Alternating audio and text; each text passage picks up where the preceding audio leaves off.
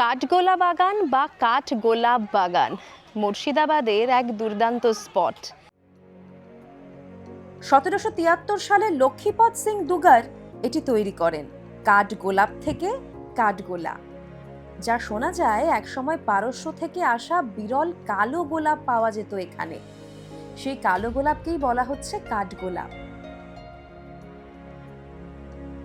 এদিকে ইন্দো ইউরোপীয় স্থাপত্যের মিশেলে তৈরি এই চারতলা প্রাসাদটিতে রোমান ও ভিক্টোরিয়ান কারুকার্য আজও স্পষ্ট। এটি কিন্তু একটা মিউজিয়াম এখন। কাঠগোলাপ বাগানের ভেতরের এই বাউড়ি, অনেকে বলেন যে বাড়ির মহিলাদের জন্য এই বাউড়ি তৈরি করা হয়েছিল। আবার শোনা যায় এই বাউড়ির তলদেশে একটি গোপন সুড়ঙ্গ ছিল।